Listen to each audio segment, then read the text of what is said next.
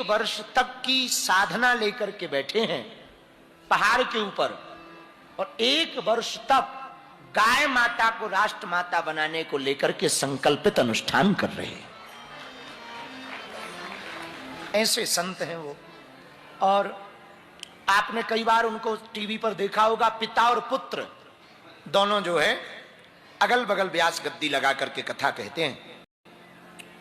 धेनु मानस रामायण की रचना की उन्होंने, धेनु मानस रामायण जो है उन्होंने ही रचना की।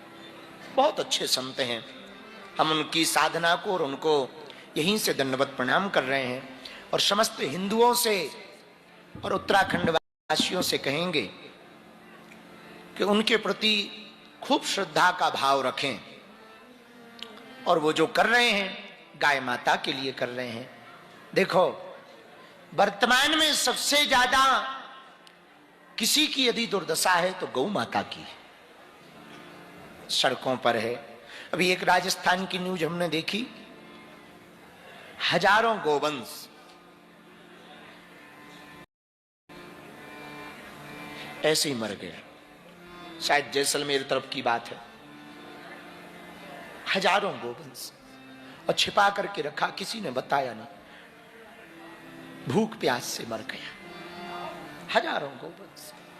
जब हमने वो वीडियो न्यूज देखी, हमको बहुत बुरा लगा कि जिनको हम गाय माता कहते हैं उनके लिए कुछ भी नहीं कर पा रहे। ये देखो, पुरुषोत्तम मास का महीना है, अधिक मास मलमास है। हमने वैसे कभी आज तक अपनी व्यासपीठ से दानवान की बात कही नहीं, और आपने देखा होगा हमारी व्यासपीठ से कभी भी दानवान के नाम भी नहीं बोलते, क्योंकि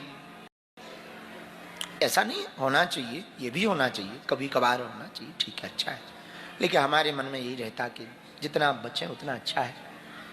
भगवान की खूब कृपा है, चेले खूब दे देते हैं, आनंद है, बाकी मांग लेंगे जब जब। लेकिन हम आज जरूर एक बात कहेंगे, पुरुषोत्तम मास चल रहा है, मल मास, अन्नदान गौदान जरूर करना। जरूरी नहीं आप यहां करो, जहां जहां भी चल रहा, जैसे खाक चौक में यहां पर भंडारा चलता है संतों का, वहां भी सेवा करना, खूब सेवा करो। बरसाने में पूज्य श्री विनोद बाबा मंदिर बनवा रहे, यदि निर्माण में आपका भाव हो वहां सेवा करो। और भी जहां जहां गौ सेवा चल रही, अन्न क्षेत्र चल रहा, जितना तुमसे बन सके। बागेश्वर धाम पे भी अन्नपूर्णा चल रही। तुमको यदि अधिक मास है, थोड़ा थोड़ा अर्पण तुलसी पत्र करना बड़ा प्रभावी होता है, बड़ा पुण्यदायी होता है। पर हम एक बात कहेंगे भारत सरकार से,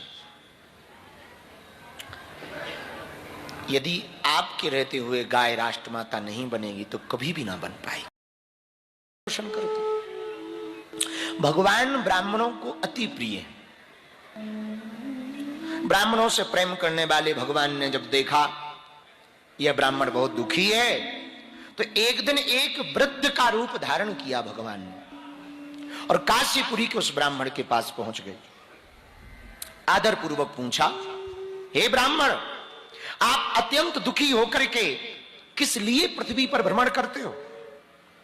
इधर उधर क्यों घूमते हो? हे दुज श्रेष्ठ, हमें बतलाओ, मैं आपके बारे में आपसे कुछ सुनना चाहता हूं।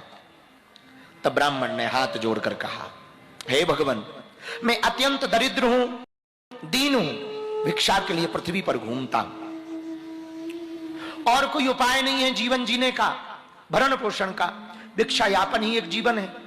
हे भगवान, यदि आप मेरी इस दरिद्रता को दूर करने का यदि कोई उपाय जानते हो तो आप मुझसे कहो, मैं सुनना चाहता हूं। जैसे इतनी बात कही तो ब्राह्मण वृद्ध रूपधारी भगवान ने कहा, हे ब्राह्मण देव, सत्यनारायणो विष्णु वांछितार्थ फला प्रदाः।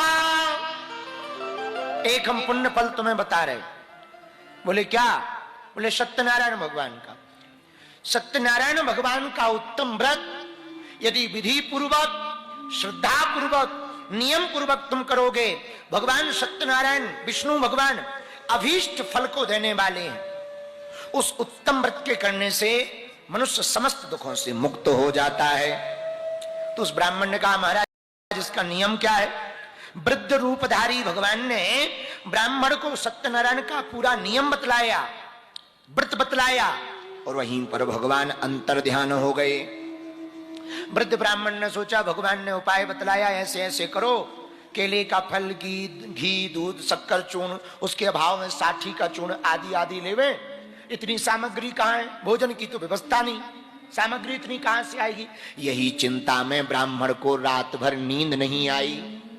प्रातः काल जल्दी उठे, स्नान किया, और स्नान करने के बाद संकल्प लिया कि आज जो भी भिक्षा में धन मिलेगा उससे भोजन नहीं करेंगे, उससे सामग्री क्रय कर लेंगे और सत्यनारायण भगवान का व्रत करवाएंगे। ऐसा मन में संकल्प लिया।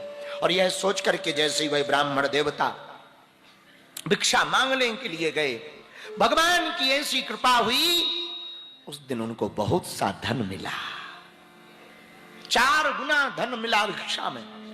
ब्राह्मण बहुत प्रसन्नचित्त हुआ, सत्यनारायण के व्रत का सामान लाया, अपने बंधु बांधवों को बुलाया, प्रेम पूर्वक सायंकाल गोधूली वेला पर बंधु बांधवों को बैठाकर ब्राह्मण देवता ने सत्यनारायण भगवान के व्रत को किया। उस व्रत के प्रभाव के कारण वह ब्राह्मण सभी पापों से मुक्त हो गया। दुर्लभ मोक्ष पद तो मिला ही, इस पृथ्वी पर जब तक वह जीता रहा तब तक समस्त प्रकार के ऐश्वर्य और सुखों को भोगता रहा। उस दिन जैसे ही अंदर जाके देखा कि ब्राह्मण देवता तो कोई पूजन कर रहे हैं, तो उसने कुछ नहीं कहा, चुप बैठ गया। सत्यनारायण का उसने व्रत होते देखा। सत्यनारायण का व्रत होने के बाद जैसे ही ब्राह्मण देवता ने चरणामृत दिया, प्रसाद दिया, तो लकड़हारे ने उत्सुकता पूर्वक पूछा, भगवान ये कौन सा व्रत है, कौन सा नियम है जिसे आप इतनी श्रद्धा पूर्वक भक्ति पूर्वक कर रहे हैं? कृपा कर हमें बताने की दया करें। लकड़हारे को देखकर ब्राह्मण मुस्कुराकर बोले, भैया लकड़हारा, ये जितना ऐश्वर्य दिखाई पड़ रहा ये इन्हीं सत्यनारायण भगवान की कृपा है, इन्हीं की देन है, इन्हीं की कृपा से ये सब हुआ है, ये कोई और नहीं, कलयुग का अमोघ उपाय सत्यनारायण भगवान का व्रत पूजन हो रहा है। उसने कहा, क्या हम भी कर सकते हैं? हाँ आप भी कर सकते